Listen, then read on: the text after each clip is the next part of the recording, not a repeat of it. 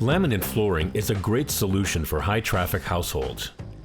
When small issues arise, like scratches or slight water damage, there are easy ways to repair your laminate flooring yourself.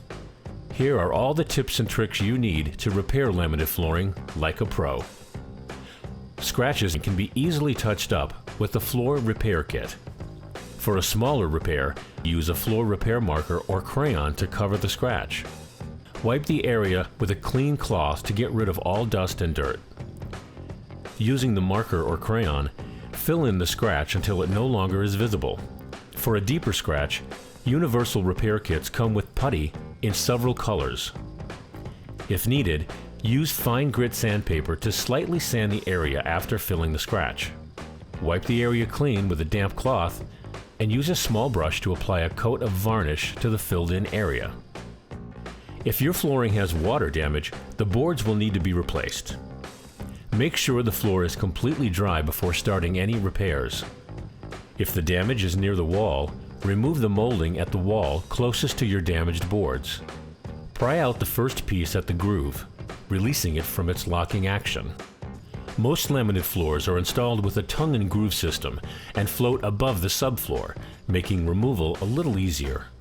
Mark and remove each subsequent piece until you reach the damaged boards. Snap the new boards into place by putting the tongue of the new board into the groove of the existing board. Use finishing nails to reattach the molding. If the damage is too far from the wall, you may consider cutting out the damaged boards with a plunge cut using a circular saw. Set the depth of a circular saw to match the thickness of the flooring pieces. Mark in 1 inch from the beginning and end of the piece that needs to be replaced. Start and end your cut between these lines. Place your saw with the foot's front edge square on the floor and the blade guard touching the floor.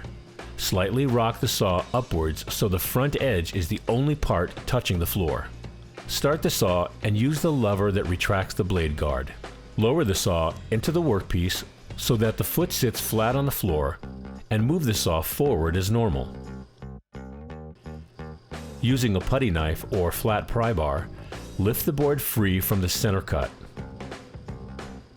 Measure and cut your new board to length. Use a utility knife to remove a portion of the tongue as needed to make it fit. Add a bead of glue where the new board will meet the existing flooring. Wipe off excess glue with a damp paper towel. To secure the board, place another board over it and tap it slightly with a hammer to lock it into place. Add weights on top of the board to secure the floor. Wait 24 hours until glue has cured. When you are ready to repair your floors, here's a list of all the tools and materials you'll need.